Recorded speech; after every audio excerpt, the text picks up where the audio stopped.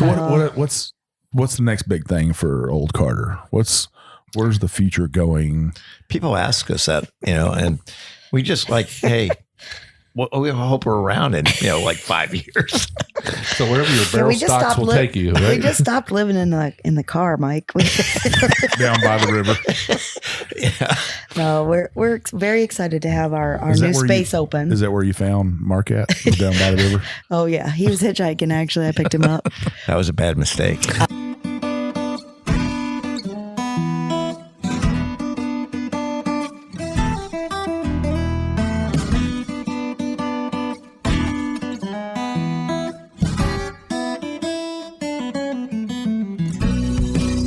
Welcome to another trip down the Bourbon Road with your hosts, Jim and Mike. So grab a glass of your favorite bourbon and kick back. We would like to thank Tommy and Gwen Mitchell from Logheads Home Center for supporting this episode of the Bourbon Road. Find out more about their fine rustic furniture at logheadshomecenter.com.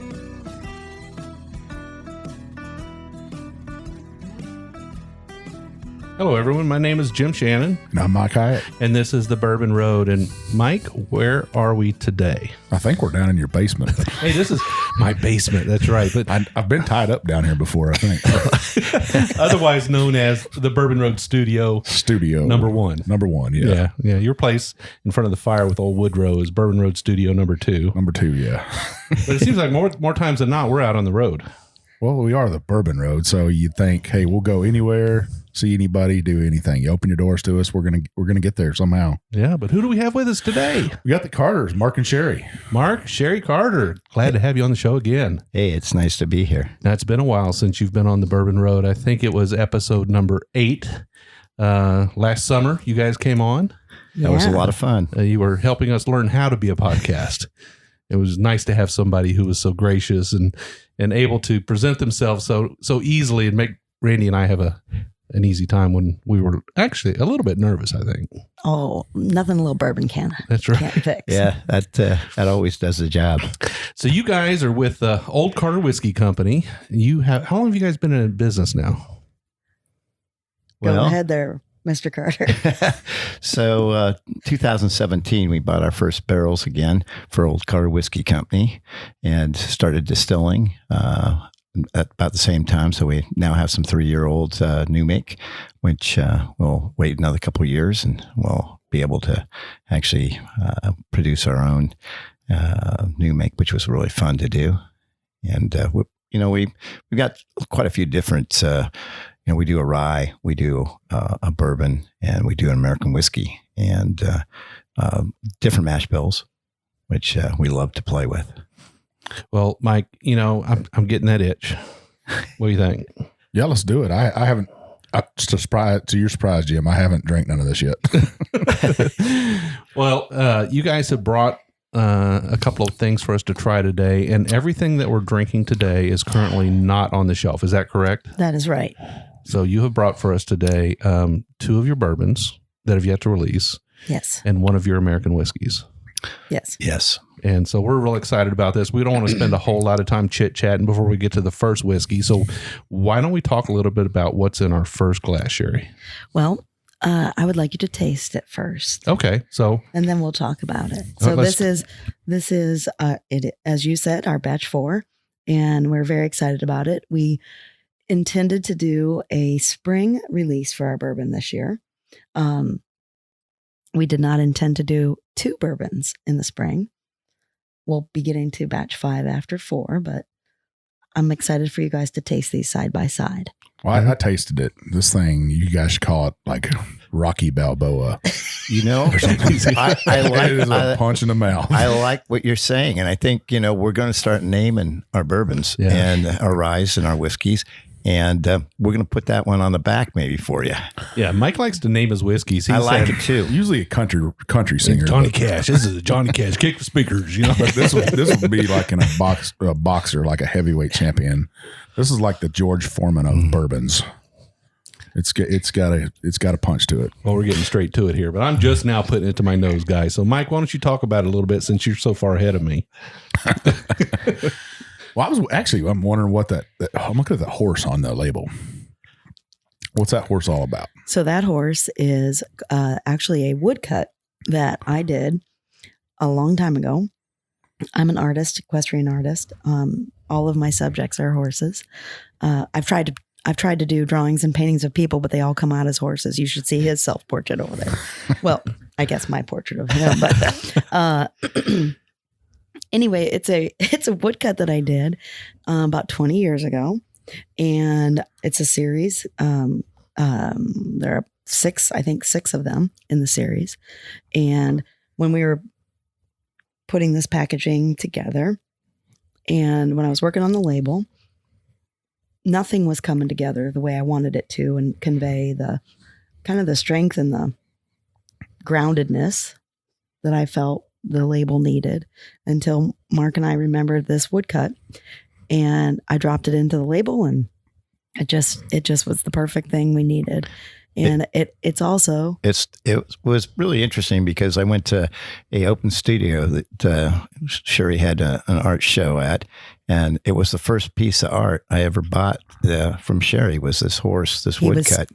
Sort of stalking me back then. He was mesmerized. Yeah, definitely.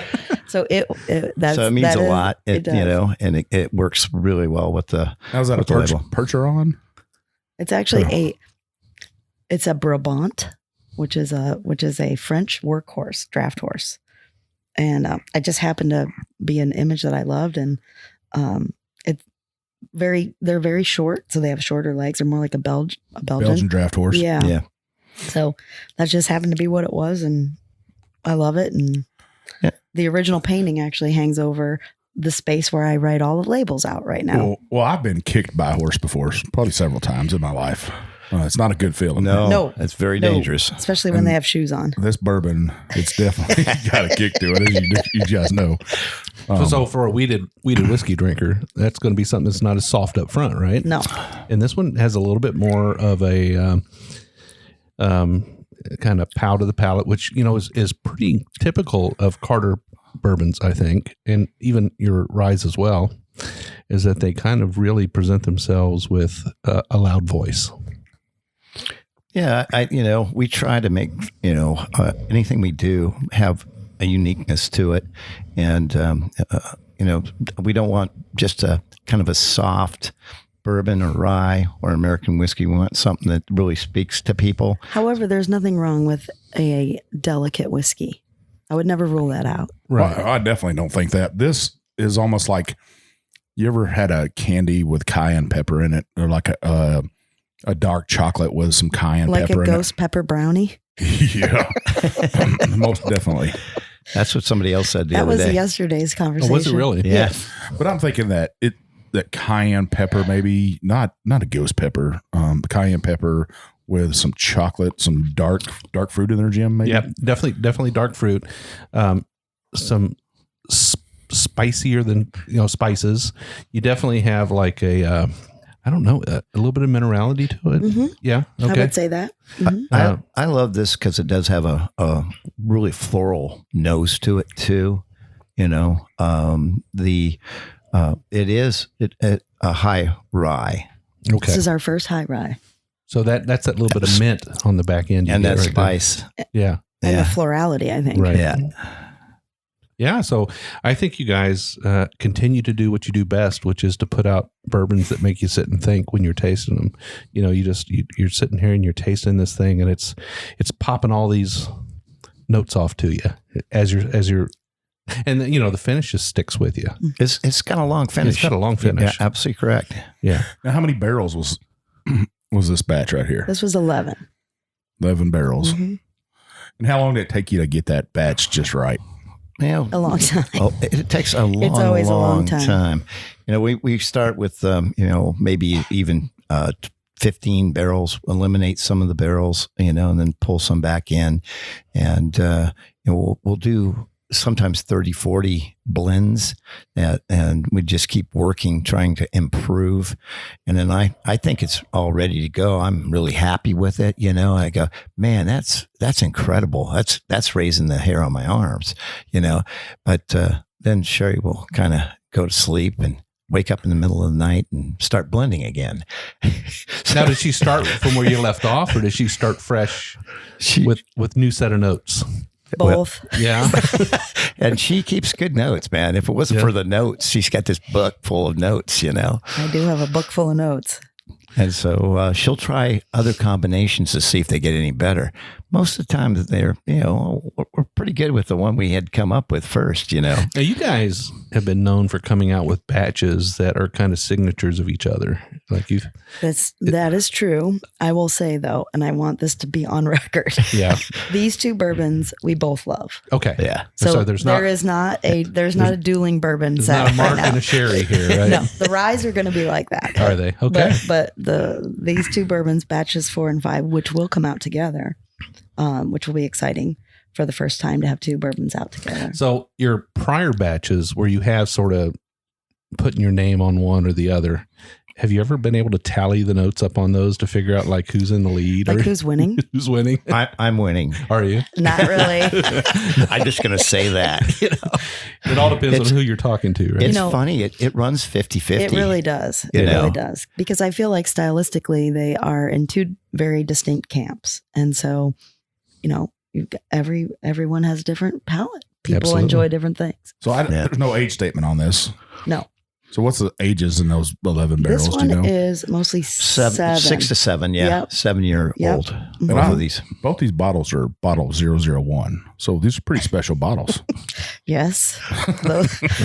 So They how are- did we get so lucky to get bottle 001? You guys are really nice guys. Yeah. So you were actually bottling this week in Bardstown. Yes. That's correct. And kind of, what goes into a bottling? I mean, you guys, you source your barrels and you have them stored for aging. Yes. And you continue to age some stocks longer. Some they're ready and you start using them right away. Mm-hmm. But take us through that kind of bottling process. How does that work? Okay, 15 heart attacks. Yeah. I have to be. There are a lot of logistics involved. Yeah. And you're looking at the entire company, and I know you know that. The two of us. And she does most of the work. I will give her the credit on that. Definitely. So you have That's to very nice, You honey. have to release the barrels. Well, you've got some batch specification that you've created. Yes. It says this is what we want you to do with the barrels. And you release those to the bottling plant. And then they do the blend. No, we are very, very hands-on. You are there. We're there. Oh, we we want are. to make sure We there's are. no mistakes at all. We are so because there. something can go wrong if we're not there, we feel. Because I'm assuming you're not just adding all the barrels, you're adding parts of barrels too, right? We do both. Sometimes a blend is partials. Sometimes it's all barrels. It totally depends on. We've done all kinds of So combinations. once you get it all blended, you like, this is what I want. You go to where you're going to bottle it at. You get them to blend it. Or are you guys sitting there, hey, let's pour this in, let's pour that in, let's pour this in. Yes.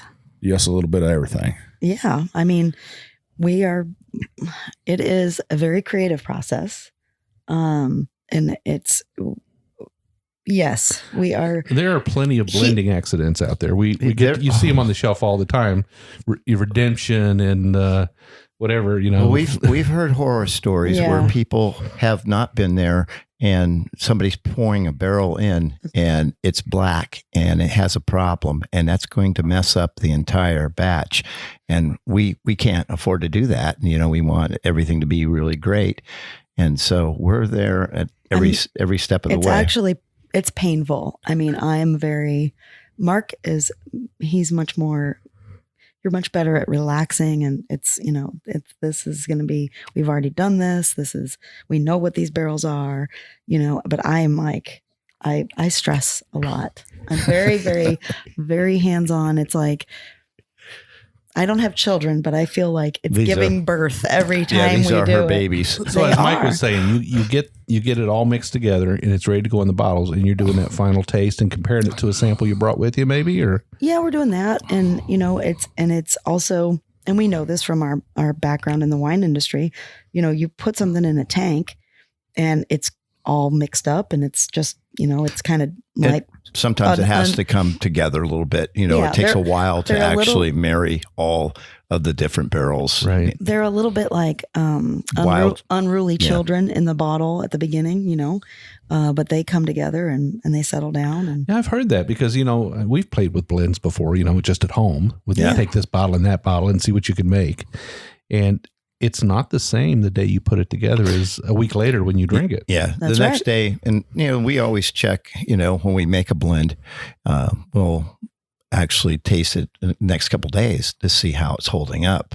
That's always, something that, you want to do.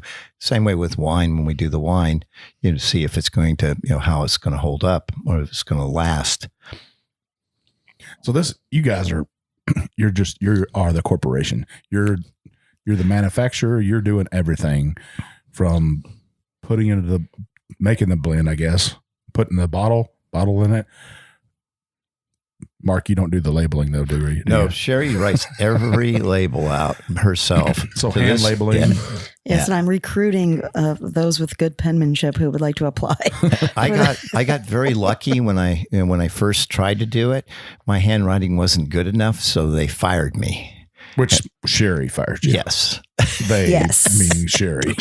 I did. So I just drive around when she's doing these labels now, because it takes her a couple of days to do the labels. So I go out and see things and, He gets into all sorts of trouble while I'm working. Going to get more bourbon. All right. Let's put a shout out to the roadies here with good handwriting. So roadies, if you're out there and you've got good handwriting, post a picture of your favorite old Carter bottle, hashtag new OC labeler. Save Sherri's hand. Free Sherri's hand. Sherri's hand. It's kind of getting crippled up a little bit, her little hand, But I do. Writer's cramp. It actually, behind the scenes though, that is one of the things that I love to do is that I know I get to touch all these labels 5 times and send these bottles out, or send these old labels out with some love. And I always say, have fun, make friends, enjoy yourself. Make us friends. Which and they you know do. what else I say? See you on the road. Yeah. It's a true story. So I get a little cuckoo when I'm in the house for 8 hours writing. So we got this whiskey expression right here that, man, it packed a punch. That's one of the things we're known for is it's always foolproof. And we have never actually cut any of the bourbons, ryes, or whiskeys. So you guys don't do any chill filtration, obviously, because your bourbons and your ryes and your American whiskeys come out at a high enough proof where that's not necessary. Yeah. So you're just filtering out the chunks, basically. Exactly. Yes. Yeah. So do you do any carbon filtration at all, or None. just screen filtration? Just a screen. So when you're working with the bottler, Yes. one of the things that you prearrange with them is the filtration method.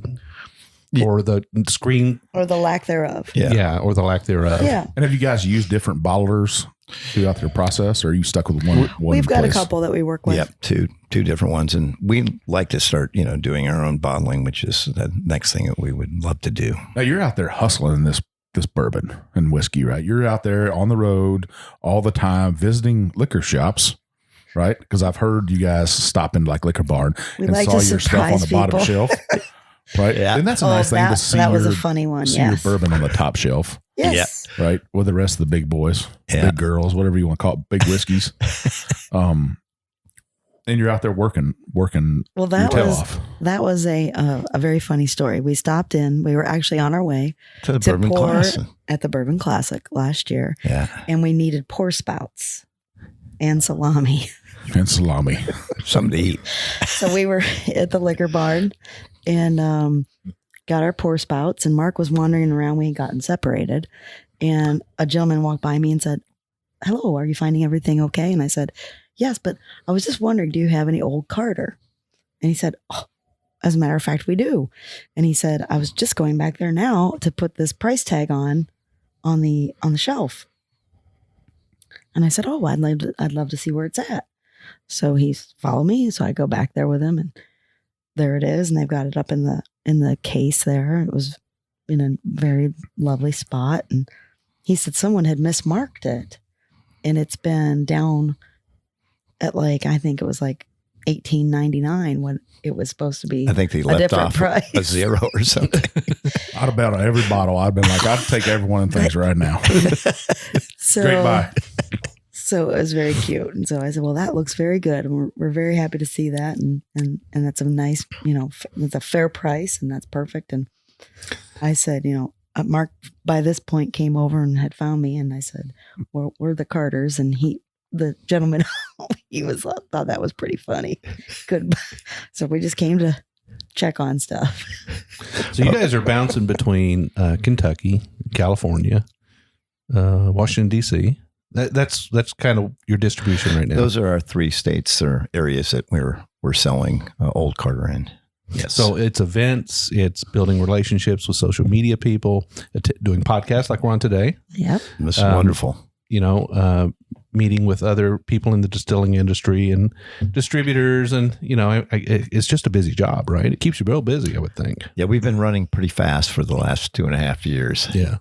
So is it just you two right now, or is the plans to hire some more people to help you out, like with writing the labels? And you told us about your whiskey ambassadors out there. Yep. It's just the two of us, really. It is just the two of us. A bottling line, you can hire people to do bottling. So, that's part of the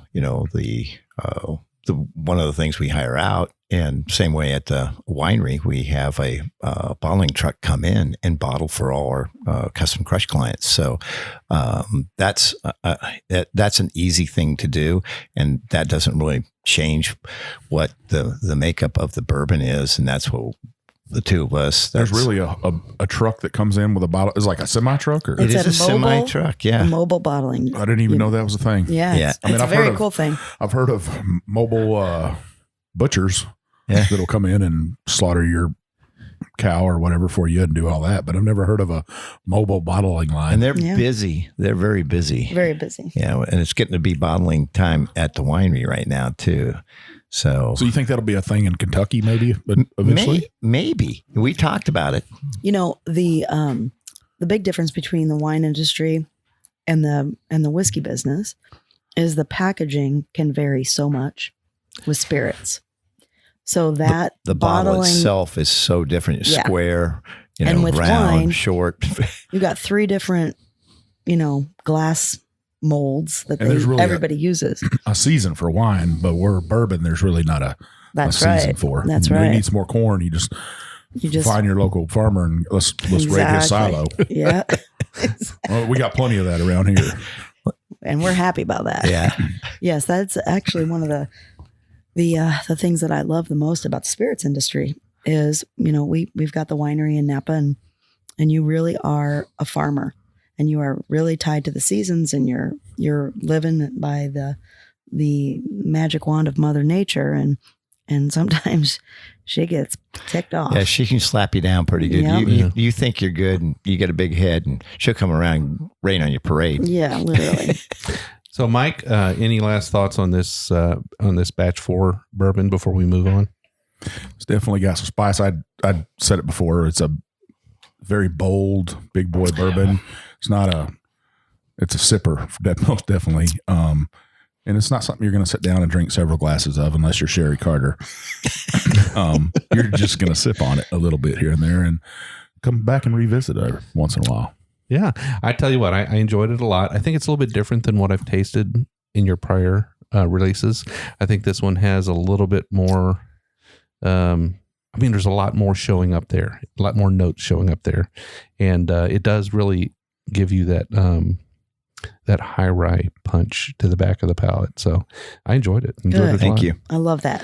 We really were trying to, we wanted to work with something that had, those kind of, maybe a brighter note, something that was reminiscent of, like, I wanted a spring bourbon. Yeah.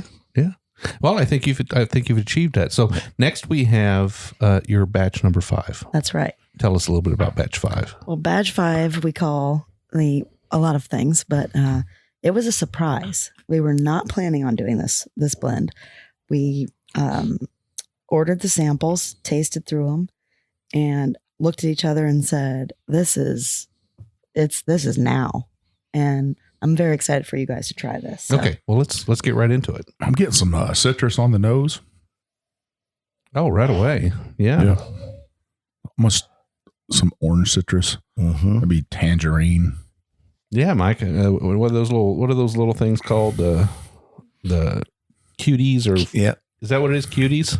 I ate a whole bunch of those. Those are great. Yeah, they're just easy to peel. Yeah, a little bit of mint too. Is this also a high rye? No, similar mash bill, different mash bill. Totally different mash bill. Okay.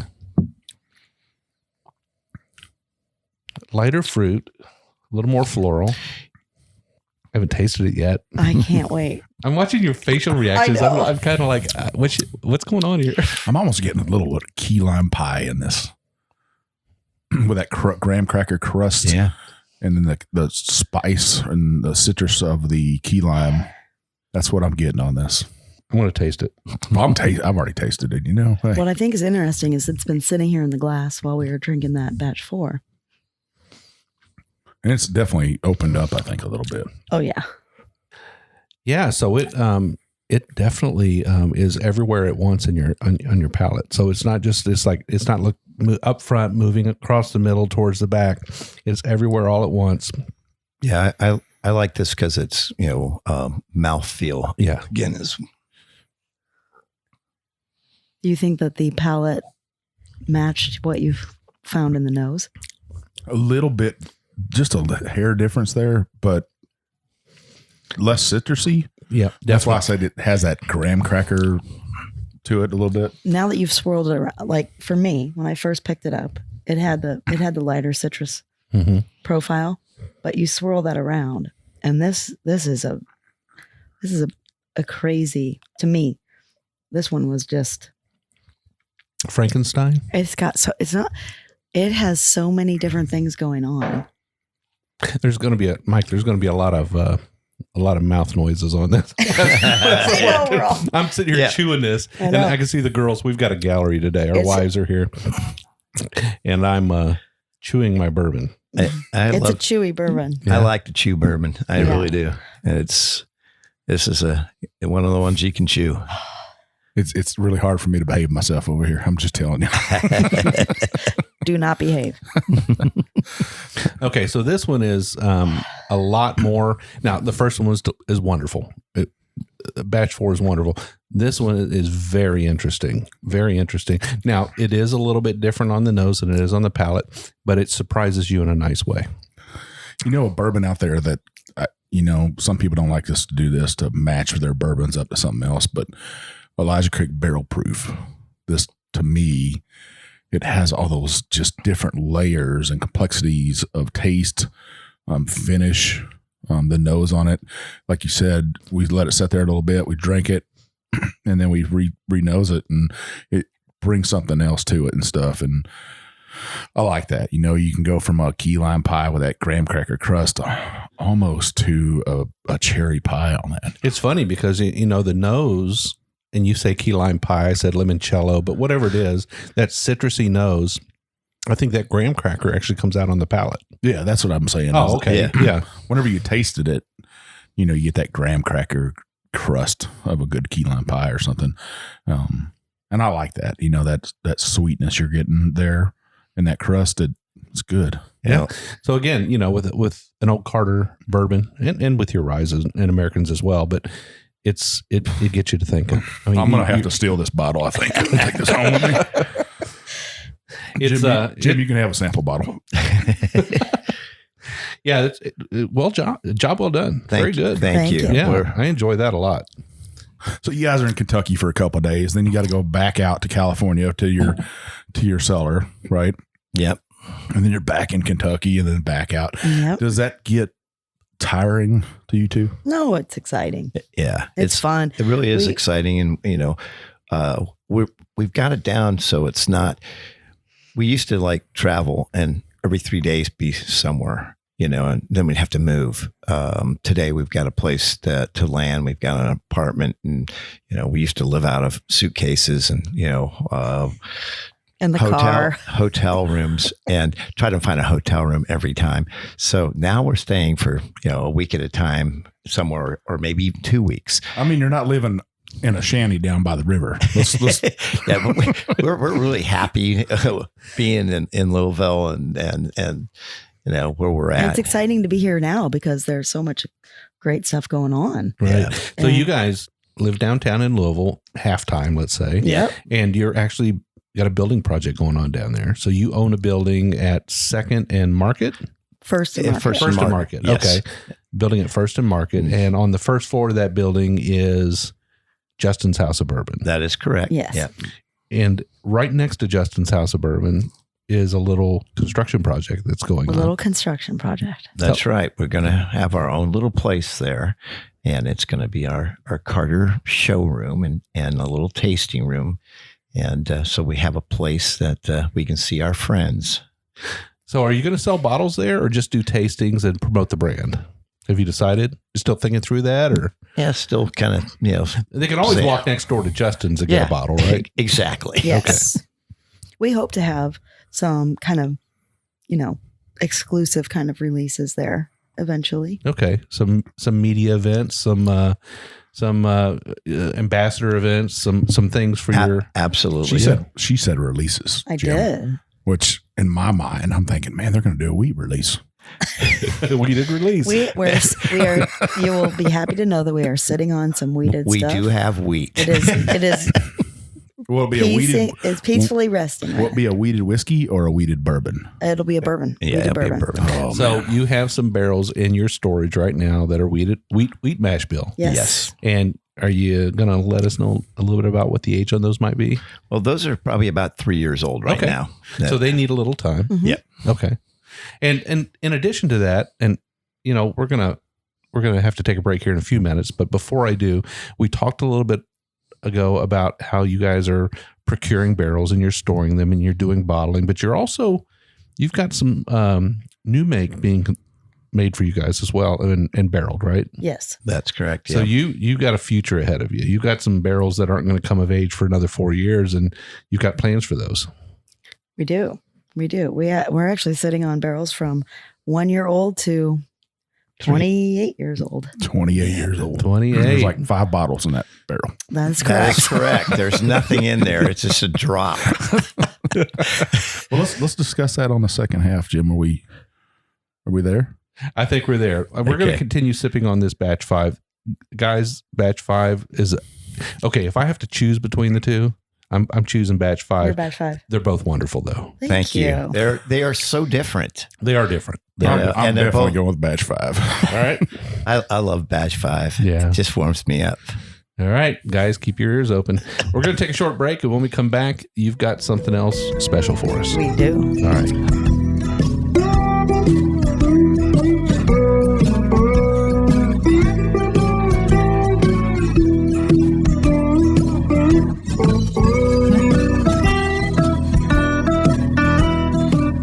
We would like to thank Tommy and Gwen Mitchell from Logheads Home Center for supporting this episode of The Bourbon Road. Logheads Home Center, nestled in the hills of Kentucky, is an industry leader in building handcrafted rustic furniture. Family owned and operated, they take pride in offering only the very best for their customers. The Logheads, and that's what they like to call themselves, are skilled woodcrafters who are passionate about creating rustic furniture for people who appreciate the beauty of natural wood. Owners Tommy and Gwen don't just sell the rustic lifestyle, they live it. And you can be sure that Logheads furniture will always be handcrafted in Kentucky by artisans who embrace the simple way of life. Logheads rustic furniture is made from northern white cedar, a sustainable wood that's naturally rot and termite resistant. Its beauty and quality will add warmth to your earthy lifestyle for generations to come. Be sure to check out everything they have to offer at logheadshomecenter.com. And while you're at it, give Tommy and Gwen a shout on Facebook or Instagram at Logheads Home Center.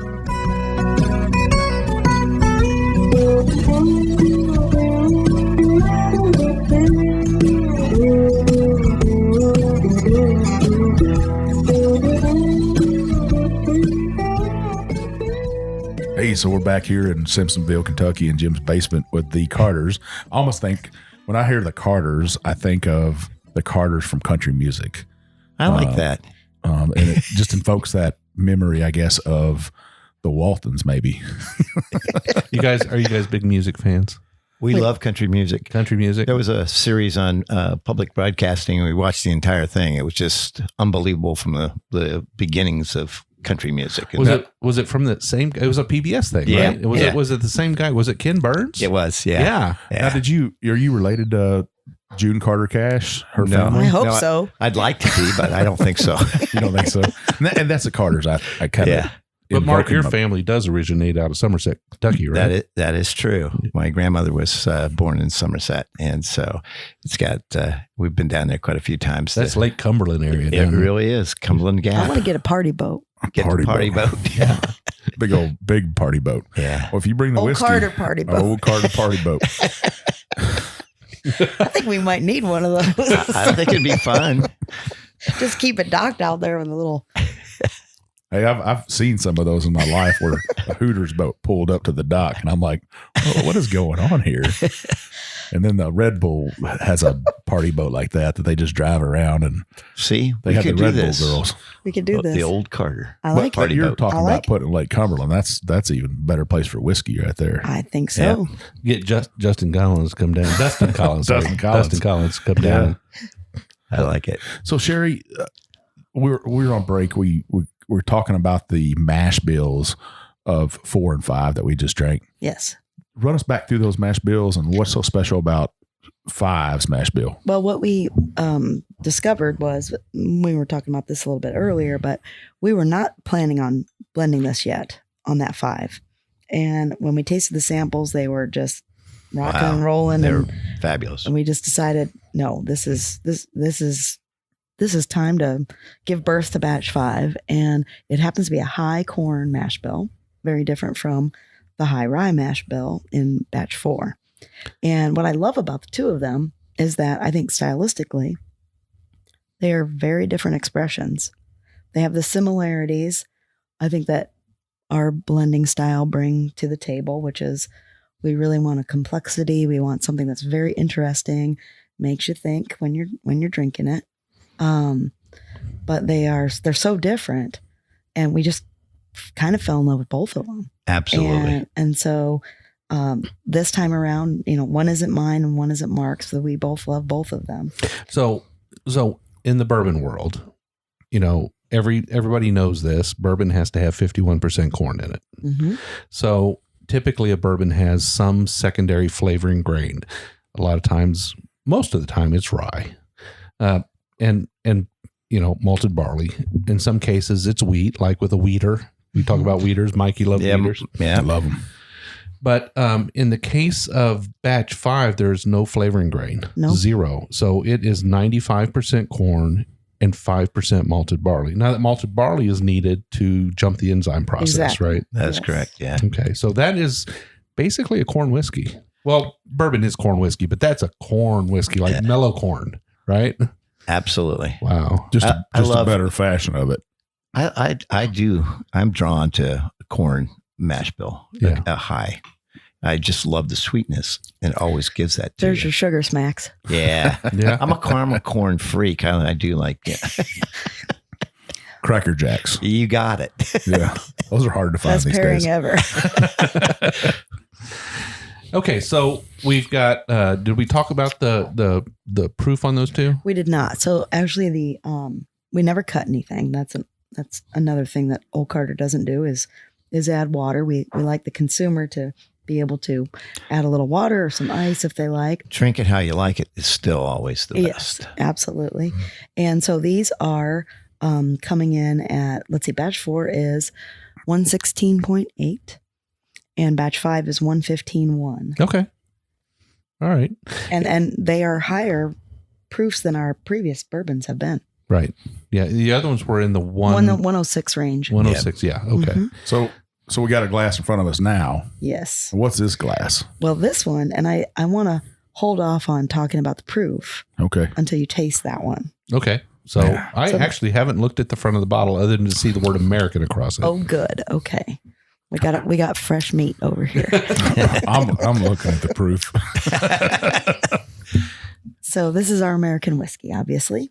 And this is our batch 3. We're very excited about it.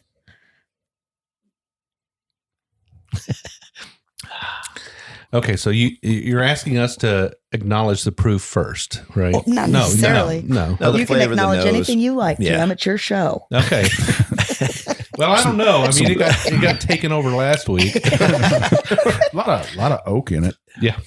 This has had a lot of barrel influence, I think. Now, I will say one thing. This is the age. I'll give you an age on this. Yeah. And we put an age statement of 12, but most of what's in this bottle is about 15 years old. Okay.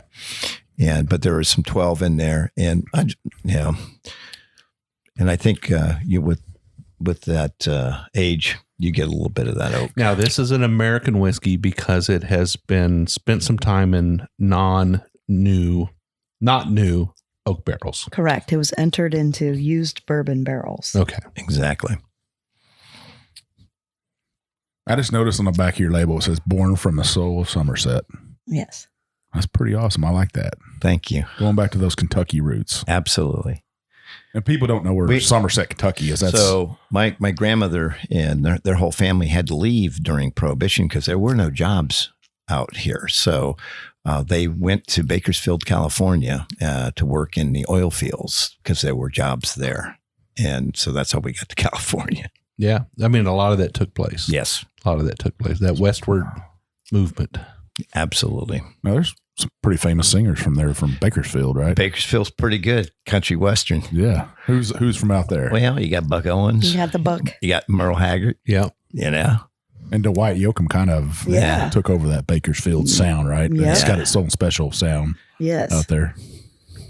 So Kinda pop speaking of country today. music, we are actually going to be doing the Railbird Festival you this are? year. Okay. Yes. So tell our listeners, when is that? So that is August 22nd and 23rd, I think. Yeah. And they just released the lineup of the artists that are going to be there performing, and we are going to be in the Rick House with our stuff. Yeah. So we're pouring. Yeah. To be decided. We're actually doing a special release just for the festival. Oh, great. So are you selecting a barrel for that?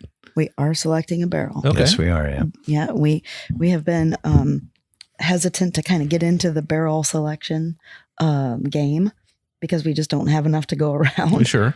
But we have some very good friends behind this event, and they were very, very excited to have us work with them, and so we couldn't say no. Well, that is exciting. So Railbird's over in Lexington. That's right. That's yes, correct. at Keeneland. At Keeneland. Yes. And it's August a big 22nd, music 23rd. festival, right? Music Yes. and bourbon. Music, bourbon, and then there are like 6 or 7 chefs from Kentucky that are doing their own thing. They're doing the food thing. Yeah. And Well, so I don't know that there's a festival in Kentucky that doesn't have bourbon at it. right. That's true. All right. So, Mike, let's talk a little bit about this whiskey. Yeah. Anything you want to start out with?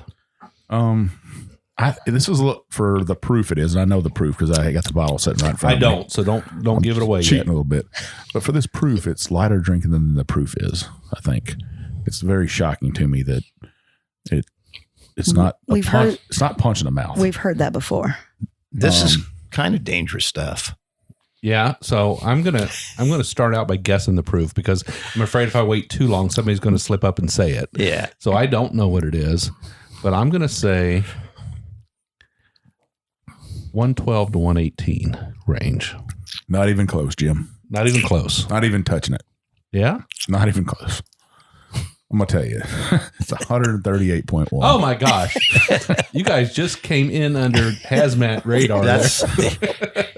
Yeah, it's I love this stuff though. Now, this has a sweetness to it. It has Doesn't a have sweetness. sweetness. I'm just trying to pick up that note, what that sweetness is. I just get honey butter. Yeah. Honey, but honey raisin. You get a little. I get a little bit of like dried raisin. fruit. Dried fruit. So like honey raisin. I like that. Yeah. I mean, that to me is like cognac. Yeah. You know? Yeah. Oh, it does. So it has a little bit of cognac kind of. I could go there. American cognac. American cognac. Yeah. And we just created a new category. this is going to be weird, but because of the spice of it. It does have spice. You know, you ever been to a place that has those gigantic cinnamon buns? Oh, yeah. That's called the Cleveland Airport. With the cinnamon just covered in it. That's what I get. Like Cinnabon? Ooh, Cinnabon. No, just humongous. Oh, I will totally go Cinnabon all the way with you. Yeah. See, It's got all that wonderful baking spice and then that sweetness and that caramely. I could actually drink this with that. This is super. Yeah, I guess if you were pairing this, it would go well with the Cinnabon, wouldn't it? Oh, But I get that in this whiskey. spice cake.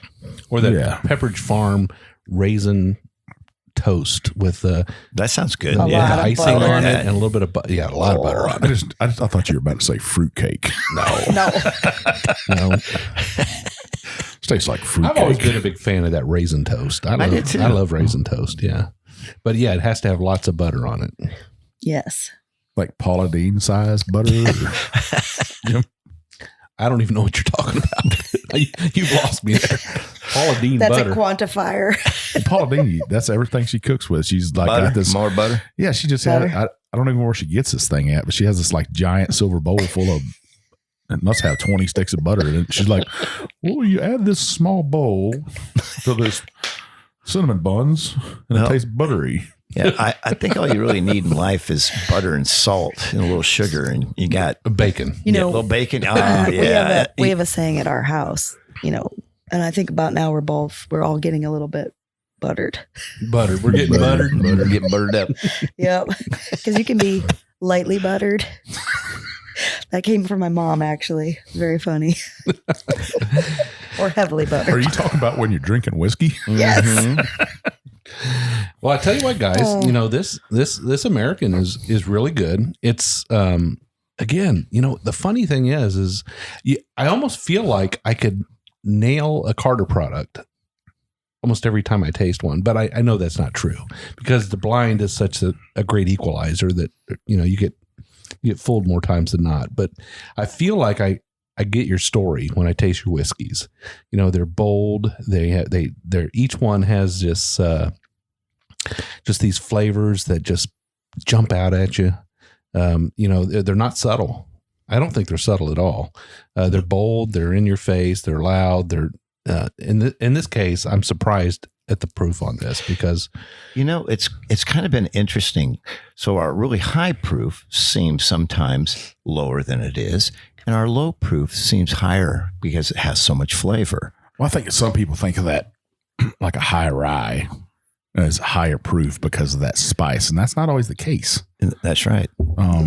This one's got all those fruits and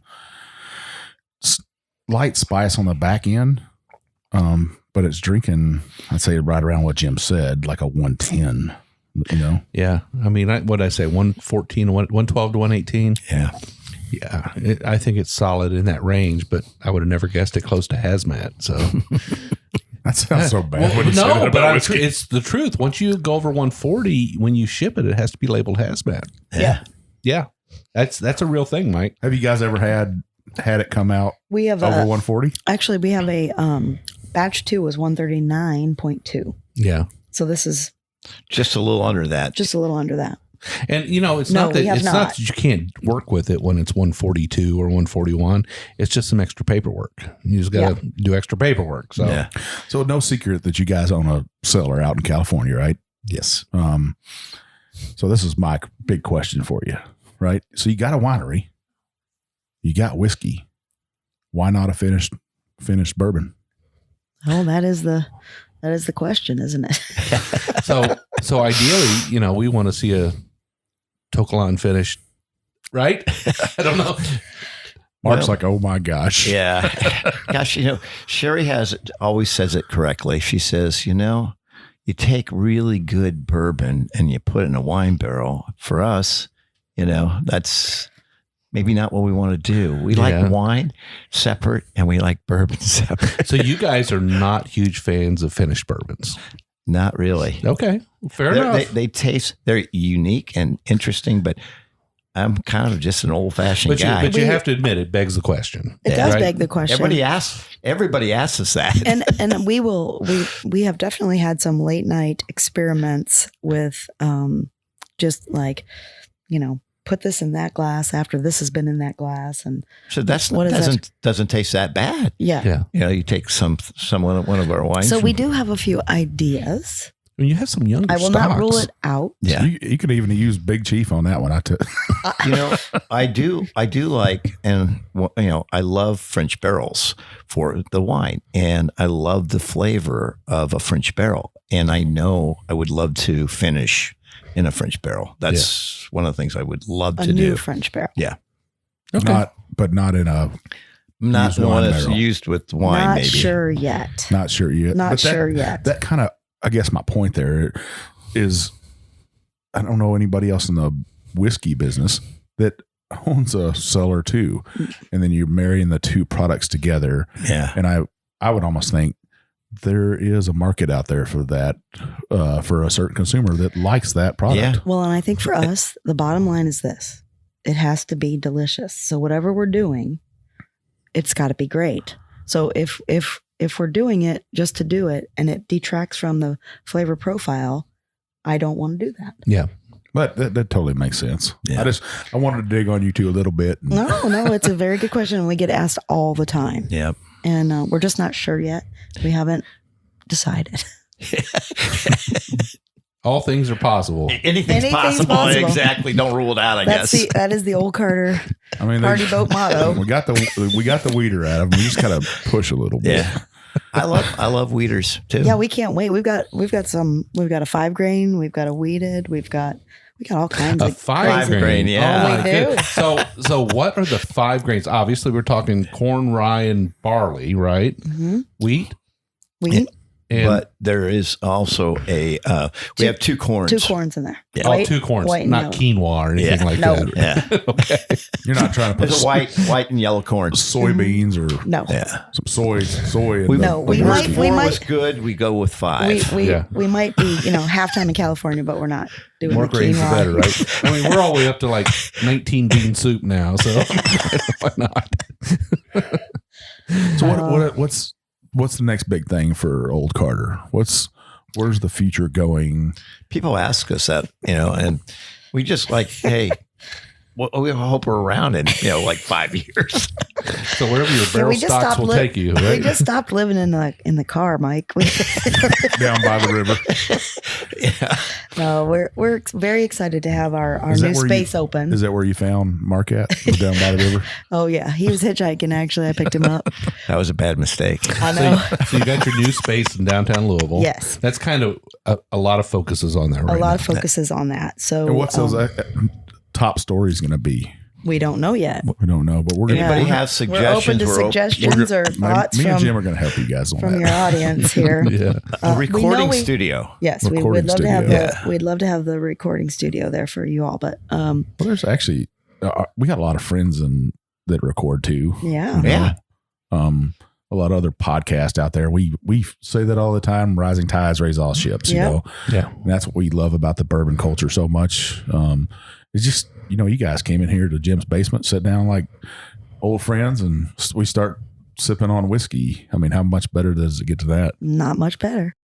All right, guys. Well, I tell you what, I've really enjoyed this. This has been a great time. We definitely want to have you guys on again in the future. Well, thank you. I'd like to make this a recurring theme. We get the Carters to come on next time. Maybe not an interview. Maybe just hanging out and having a good time and drinking some bourbon. What do you That'd think? be That sounds good. We love you guys, and thank you very much. We'll come back anytime.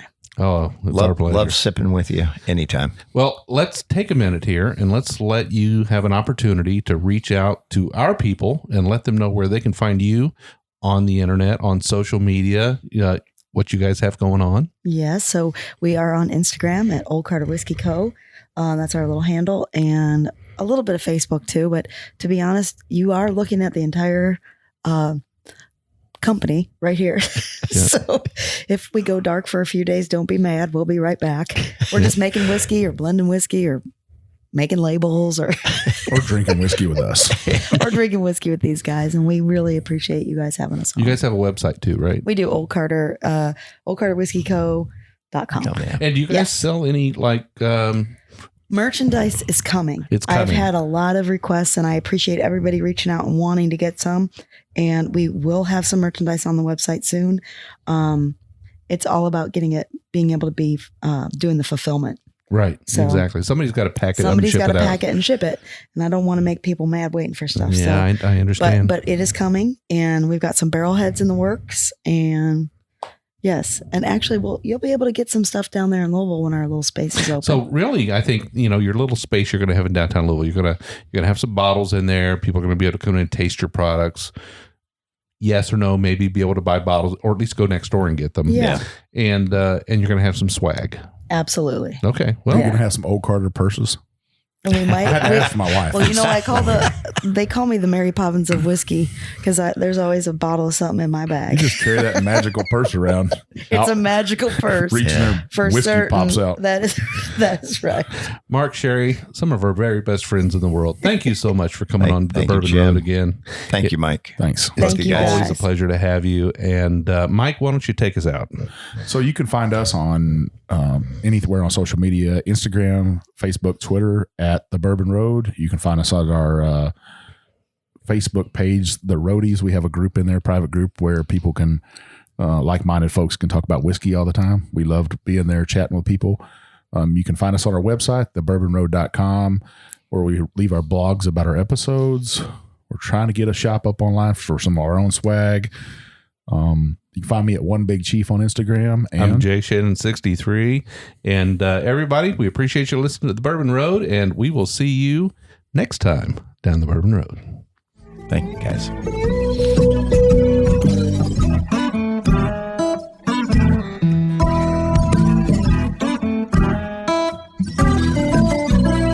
We do appreciate all of our listeners, and we'd like to thank you for taking time out of your day to hang out with us here on the Bourbon Road. We hope you enjoyed today's show, and if so, we would appreciate if you'd subscribe and rate us a 5-star with a review on iTunes. Make sure you follow us on Facebook, Twitter, and Instagram at The Bourbon Road. That way you'll be kept in the loop on all the Bourbon Road happenings. You can also visit our website at thebourbonroad.com to read our blog, listen to the show, or reach out to us directly. We always welcome comments or suggestions, and if you have an idea for a particular guest or topic, be sure to let us know. And again, thanks for hanging out with us.